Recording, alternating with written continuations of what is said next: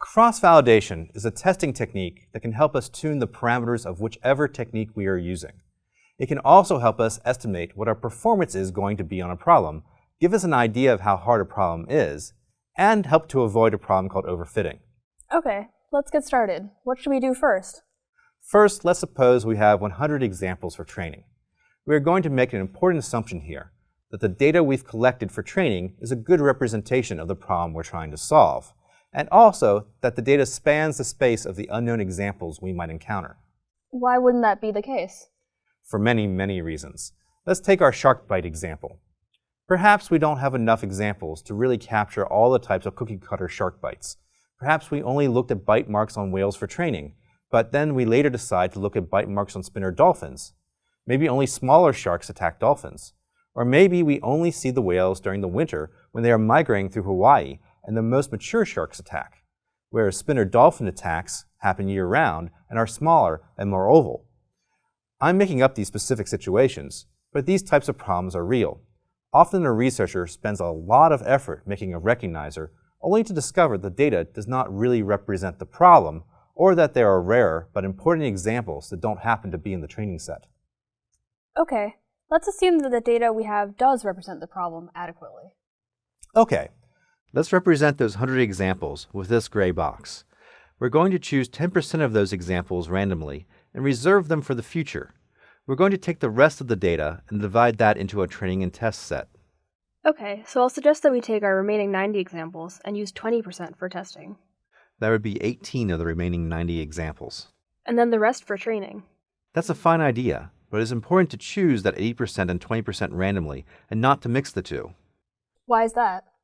Well, having some of our training set in our testing set will give the algorithm an unfair advantage. Okay, I see. Suppose I used all of the data for training and then all of it for testing. With k nearest neighbors and k equals to 1, I could get 100% accuracy. That's exactly right. That situation is a classic example of overfitting. With k equals 1 and training and testing being the same data, it is easy to get a high recognition rate. Basically, for each test datum, the training datum that is closest is itself. But then, when we get data that was not in the training set, the result might not generalize well to that new data. This tension between overfitting and generalization is one of the main challenges in machine learning. Okay, so let's go back to my suggestion. We'll use 80% for training. And 20% for an independent test set. Independent test set? It's just a buzzword that means that none of the training data is in the test data. Machine learning researchers look for those magic words when reviewing papers. When writing up a result, it is always good to explicitly say you chose a randomly chosen independent test set. Hold on, why random? To avoid bias.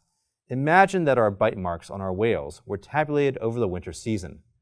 During that time, the cookie-cutter sharks were growing. If we just chose the first 80% of the data for training and the last 20% for test, we might bias our training set against ourselves because the biggest circular bite marks are not included in the training set. That makes sense. And I guess there are lots of potential biases in collecting real data.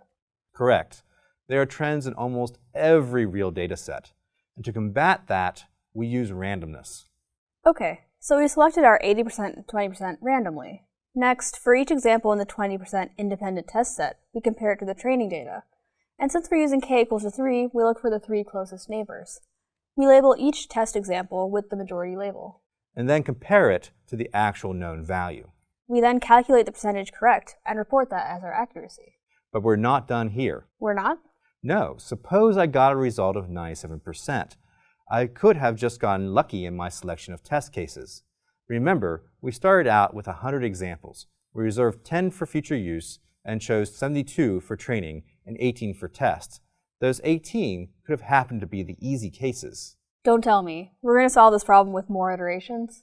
Yep, we're going to divide the 90 examples randomly again into 80% training and 20% test.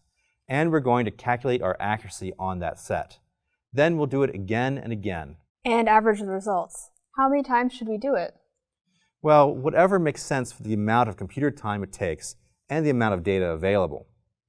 In this case, since we have 90 choose 18 possibilities, which is over 10 to the 18, the chance that we get a lot of repeated divisions of the database is small. So I would use something like 100 iterations and then average the result. We would then report we had an average 93% accuracy using 100-fold cross-validation, using randomly chosen independent test sets. That's right. You must be looking ahead in the script. No, that's my line. See, it says it right there. Okay, yeah, you're right. Let's talk about that reserved 10% of the data. Why did we do that? Oh yeah, okay. Suppose we have a situation where we didn't know what value for k worked well for our problem. Well, we could just start with k equals to 1, do 100-fold cross-validation, then k equals to 2, do cross-validation again, and keep going until we get to the largest value of k, which is reasonable to test, and then choose the best. Yep, but then we've overfit our algorithm's parameters to the data. What do you mean? Tweaking an algorithm's parameters excessively can lead to overfitting to that particular set of data. How we combat this problem is to use our 90 examples, tuning our parameters and algorithms until we get the best results we think are reasonable, and then doing one more test, the test on that reserved 10% of the data. So we only do that test at the end, and then that result is what we hope will be representative of how our system will work in real life. That's the idea. And if the data set is big enough, and it represents the problem well enough, and we don't get unlucky with randomization, it should be okay. Is this sort of testing how those machine learning competitions work? Yep. When DARPA was funding face recognition algorithm research, they would collect a large data set, give some of it to the researchers to tune their algorithms, then use the reserved testing set to see how well the algorithms actually worked. Since these competitions often led to continued funding in the millions of dollars, Or not. the procedures were taken very seriously. Today, we see similar competitions at conferences and on websites. Some are for fun, others are for real money. Going to Kaggle.com and Chalearn.org will show some examples of current competitions. Probably one of the most famous, though, is the Netflix Prize. Oh, I remember that one. They paid $1 million to the algorithm that could improve the predictions of whether or not their users would like a movie by 10%. And they used a strategy similar to what we are talking about to do the testing. But Netflix had millions of examples in their dataset. What if you only have a few? What, like 10 examples? Sure. Well, then you do a leave one out strategy. You mean train on 9 and test on the 10th for all 10 combinations of the possible training and testing sets? Yep. In papers, you'll sometimes see this abbreviated as LOOCV, or leave one out cross-validation.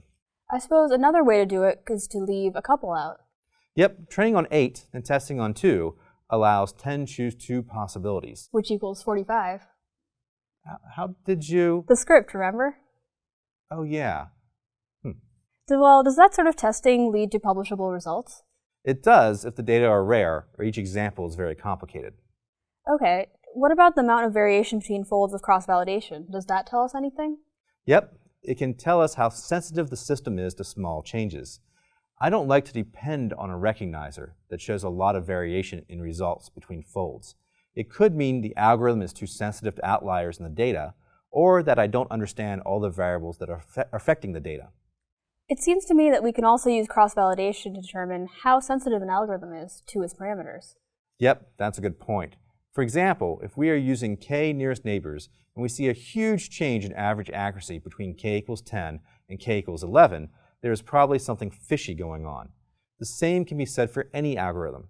If we have to choose a parameter for the algorithm to work, we want to know how bad things can get if we are a little off. Stability to initial parameters and initial conditions is something we like to see in any algorithm we are using. So we've talked about keeping the training and testing data separate. Is there any time when training on testing data is allowed? Personally, I like to do it to see how hard a problem is and how prone to overfitting my algorithm is. I'll compare my results on testing on training to a fair test and see how much difference there is between them.